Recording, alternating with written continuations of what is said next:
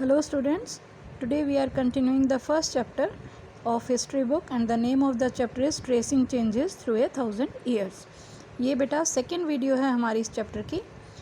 और हमने अपनी पिछली वीडियो में पढ़ा था कि जो हिस्टोरियंस थे वो अलग अलग सोर्सेज से हमारे हिस्ट्री के बारे में पता लगाते थे, और उसमें हमने ये भी रीड किया था कि किस तरह से जो मैन्यूस्क्रिप्ट्स हैं वो वेल्दी पीपल और रूलर्स इकट्ठी करते थे और उनको लाइब्रेरीज़ और आर्काइव्स में प्रिजर्व करके रखा जाता था। So today we are starting from the second paragraph. There were no printing press in those days, so scribes copied manuscripts by hand. तो बेटे उस टाइम पे जो प्रिंटिंग प्रेस थी वो नहीं थी, तो इस वजह से स्क्राइब्स वो लोग हैं जो उन मैन्यूस्क्रिप्ट्स की को कॉपी करते थे हैंड से, अपने हाथ से वो कॉपी करते थे उसको। If you have ever copied a friend's homework you would know that this is not a simple exercise. Sometimes you can not read your friend's hand writing and are force to guess what is written. तो बेटे normally अगर यहाँ पे एक example के through हमें clear किया गया है कि किस तरह से अगर हम अपनी किसी फ्रेंड की नोटबुक में से कोई वर्क करते हैं तो क्या होता है, बहुत सारी चीज़ें हैं। कई बार हमें अपने फ्रेंड की हैंड राइटिंग समझ नहीं आती है, कोई वर्ड गलत समझ में आता है, तो इस तरह से बहुत सारी चीज़ें डिफरेंस हो जाती हैं। As a result there are small but significant differences in your copy of your friend's work. तो जो हम कॉपी करते हैं किसी दूसरे की कॉपी में से, नकल करके लिखते हैं या देख कर लिखते हैं, तो बेटे उसमें कुछ थोड़े बहुत डिफरेंसेस आ जाते हैं। कोई स्पेलिंग मिस्टेक हो जाती है, कोई सेंटेंस छूट जाता है, या कोई क्वेश्चन ऊपर नीचे हो जाता है, तो इस तरह की चेंजेस आ जाते हैं। तो similarly manuscript copying is somewhat similar. As scribes copied manuscripts, they also introduced small changes, a word here, a sentence there. These small differences grew over centuries of copying until manuscripts of the same text became substantially different from one another. तो बेटे इसी तरह से जो scribes थे जो manuscript को copy करते थे, उन्होंने भी जब वो मैन्यूस्क्रिप्ट्स में से कॉपी करके लिखते थे तो उनसे भी बहुत सारी चीज़ें छूट जाती थी। कहीं कोई वर्ड छूट जाता था, कहीं पे कोई सेंटेंस छूट जाता था, या फिर कोई गलती हो जाती थी।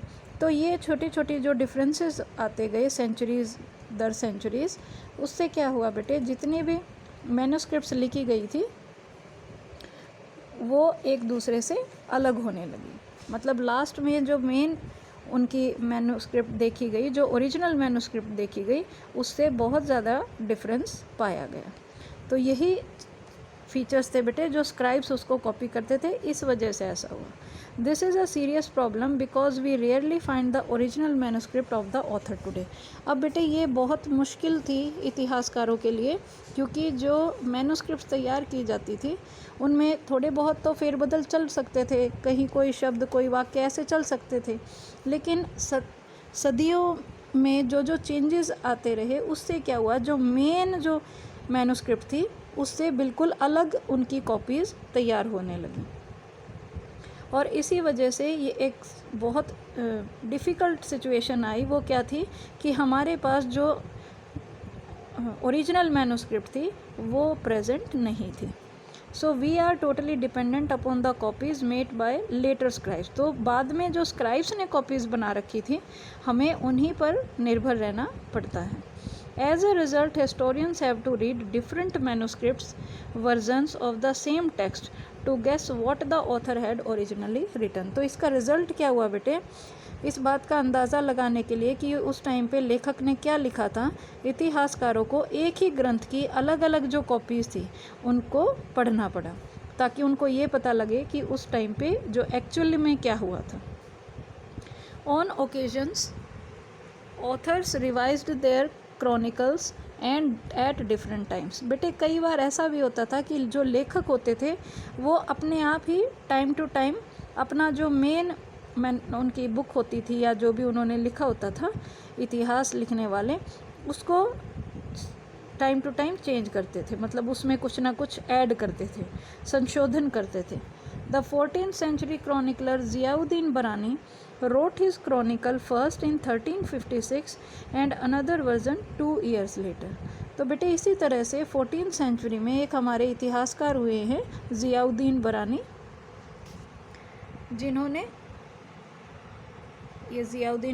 जिन्होंने अपनी जो फर्स्ट बुक लिखी थी वो 1356 में लिखी थी और उसका दूसरा वर्जन जो था वो 2 साल के बाद लिखा था।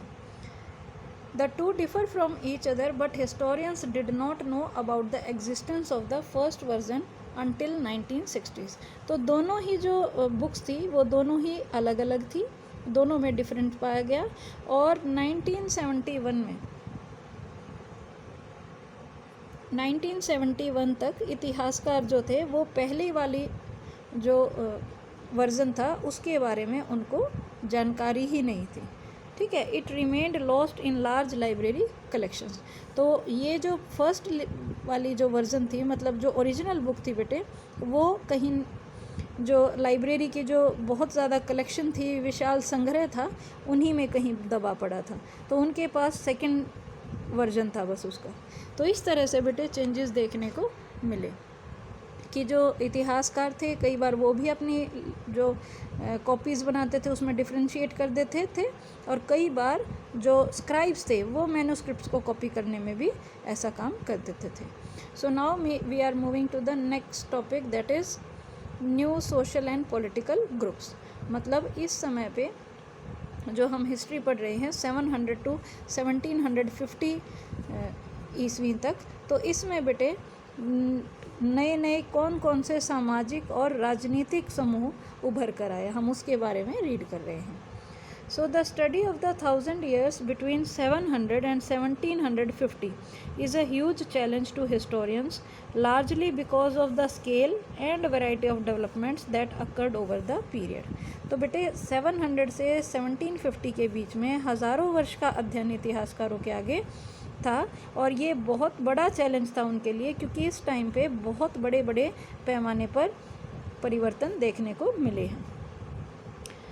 At different moments in this period, new technologies made their appearance, like the Persian wheel. This is the Persian wheel.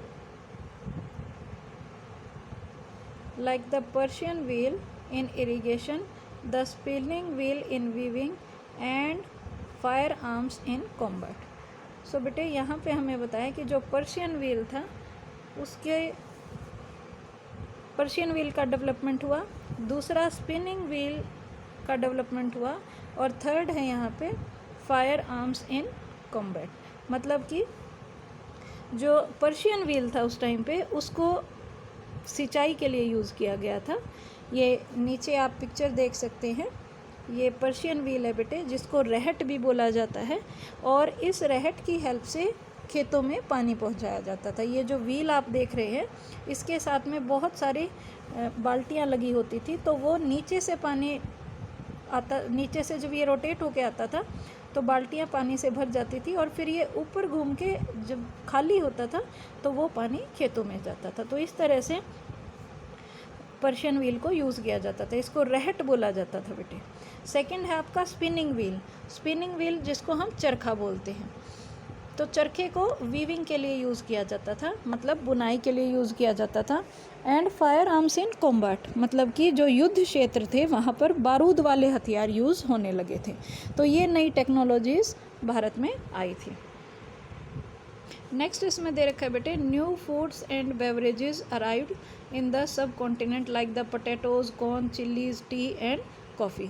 तो इस तरह के नए खाद्य पदार्थ और नए पेय पदार्थ, बेवरेजेस क्या होता है, पीने वाले जो पदार्थ होते हैं, तो पोटैटो, कॉर्न, चीनी, मतलब कि आपके आलू, मक्का, मिर्च, चाय, कॉफ़ी, इस तरह के खान पान की चीज़ें भी बहुत चेंजेस लेके आई। Remember that all these innovations, new technologies and crops came along with people who brought other ideas with them as well. तो ये जो नई नई हमारी प्रौद्योगिकियाँ थी या फिर फसलें थी, ये उन लोगों के साथ आई थी जो नए विचार भी लेकर आए थे। मतलब जो दूसरी कंट्रीज से लोग आते थे उनके साथ ये नए विचार आए और हमारी कंट्री के भी बहुत सारे लोग जो बाहर जाते थे वो वहाँ से नई चीज़ों को सीख के आए। As a result, this was a period of economic, political, social and cultural changes. तो इस सभी का रिज़ल्ट क्या हुआ बेटे कि उस टाइम पे हमारी आर्थिक, राजनीतिक, सामाजिक और सांस्कृतिक बदलाव बहुत सारे देखने को मिले इस टाइम पीरियड के दौरान। So this was also a period of great mobility. ये जो समय था बेटे वो बहुत गतिशीलता का समय था, मतलब कि इस युग में लोग एक जगह से दूसरी जगह ट्रैवल करते थे। Groups of people travelled long distances in search of opportunity. तो उस समय पे अक्सर लोग जो थे वो झुंड के झुंड दूर दूर की यात्राएं करते थे अवसर की तलाश में, मतलब जॉब अपॉर्चुनिटीज़ या कोई नई चीज़ की तलाश में। The subcontinent held immense wealth and the possibilities for people to carve a fortune. तो उस टाइम पे बेटे भारत में बहुत ज़्यादा पैसा था और अपना भाग्य गढ़ने के लिए बहुत ज़्यादा संभावनाएं भी थी। कोई भी जो हमारी लैंड थी वो भी बहुत ज़्यादा फर्टाइल थी, पैसा भी बहुत था, तो कोई व्यक्ति कुछ ना कुछ करके अपने भाग्य को चमका सकता था। One group of people who became important in this period were the Rajput. तो उस टाइम पे, उस काल में जो समुदाय सबसे ज़्यादा जिसको इम्पोर्टेंस दी गई, सबसे ज़्यादा जिसको महत्व दिया गया, उनमें से एक समुदाय था Rajput. A name derived from राजपुत्र। ये बेटे आप यहाँ अंडरलाइन कर सकते हैं, ये राजपुत्र से ये नेम आया। राजपुत्र का मीनिंग क्या है? The son of a ruler, मतलब कि किसी राजा का पुत्र। So between the 8th and 14th century, the term was applied more generally to a group of warriors who claimed Kshatriya caste status. तो बेटे 8वीं से 14वीं सदी तक ये जो नाम था, राजपूत नाम जो था, वो मोस्टली उन लोगों के लिए यूज़ किया जाता था जो योद्धा थे, जो युद्ध में जाते थे, या फिर वो क्षत्रिय कास्ट से बिलोंग करते थे। ऐसे लोगों के लिए राजपूत वर्ड यूज़ किया जाता था।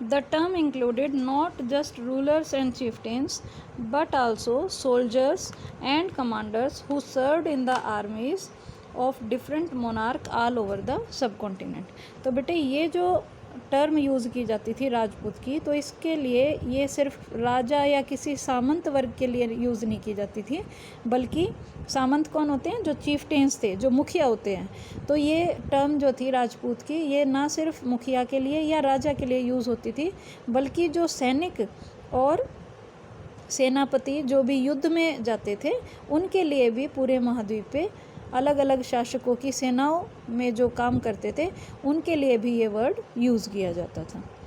A chivalric code of conduct, extreme valor and a great sense of loyalty were the qualities attributed to Rajput by their poets and bards। तो उस टाइम पे बेटे जो जितने भी हमारे पोएट्स थे या बार्ड थे, बार्ड कौन होते हैं? जो भाट होते हैं। तो उस टाइम पे बेटे जो कवि होते थे या जो भाट होते थे, वो राजपूतों के बारे में उनका जो पराक्रम होता है, उनकी जो वीरता होती है, उनकी जो स्वामी भक्ति होती है, ऐसी क्वालिटीज़ के बारे में जो पोएट और भाट थे वो बताते थे। Other groups of people such as Maratha, Sikh, Jat, Ahoms and Kayasthas also use the opportunities of the age to become politically important. तो उस समय पे बेटे, उस युग में जो राजनीतिक दृष्टि से ज़्यादा इम्पोर्टेंस हासिल करने के लिए जितने भी अवसर थे, उनका लाभ मराठा, सिख, जाट, अहोम और कायस्थ सभी समूहों ने उठाया। कायस्थ बेटा जो उस टाइम पे स्क्राइब्स होते थे या फिर जो मुंशी होते थे, उनके लिए कायस्थ वर्ड यूज़ किया जाता था। ठीक है। So now moving to the next topic. Throughout this period, there was a gradual clearing of forest and the extinction of agriculture। तो बेटे हम इस पैराग्राफ में तो रीड यही कर रहे हैं कि कौन कौन से चेंजेस हमें देखने को मिले। तो उस टाइम पे पूरे उस युग के दौरान, पूरे काल के दौरान ज़्यादातर जंगलों की कटाई हो रही थी और खेती का इलाका जो था उसको बढ़ाया जा रहा था। A change faster and more complete in some areas than in others। तो कुछ क्षेत्रों में जो चेंजेस थे वो ज़्यादा जल्दी से बढ़ रहे थे, कुछ क्षेत्रों में कम स्पीड से बढ़ रहे थे। Changes in their habitat forced many forest dwellers to migrate. तो अब बेटे हैबिटेट का क्या मतलब है, ऐसी जगह मतलब कोई भी पर्यावरण का क्षेत्र जहाँ पर लोग रहते हैं, ठीक है। जैसे हैबिटेट हमारे आसपास जो भी एनवायरनमेंट प्रेजेंट है वो क्या है, हैबिटेट। तो ऐसे ही जो लोग जंगलों में रहते थे, जो भी चेंजेस आए उनकी वजह से जो वनवासी थे उनको मजबूर होकर अपना स्थान छोड़ना पड़ा। Others started tilling the land and became peasants. जो बाकी के लोग थे जिन्होंने एग्रीकल्चर को बढ़ाने के लिए जंगलों को काटा था, उन्होंने मिट्टी की जुताई करनी शुरू कर दी और वो कृषक बन गए, मतलब कि पीजेंट्स बन गए, फार्मर्स बन गए। These new peasant group gradually began to be influenced by regional markets, chieftains, priests, monasteries and temples। तो अब ये जो किसान बने थे, ये नए समूह के जो क्षेत्रीय बाजार थे, मुखिया थे, पुजारी, मठ और मंदिर, इन सभी से प्रभावित होने लगे। मतलब जिनको भी जो भी चीज़ की ज़रूरत होती थी वही क्रॉप्स ये उगाते थे। They became part of large complex societies and were required to pay taxes and offer goods and services to local lords। तो अब क्या हुआ बेटे, ये जितने भी पीजेंट्स थे अब उनको भी टैक्स देना पड़ता था, और जो उनके स्थानीय मालिक वर्ग था उसको भी उनकी भी खातिरदारी करनी पड़ती थी या उन्हें भी सेवाएं देनी पड़ती थी।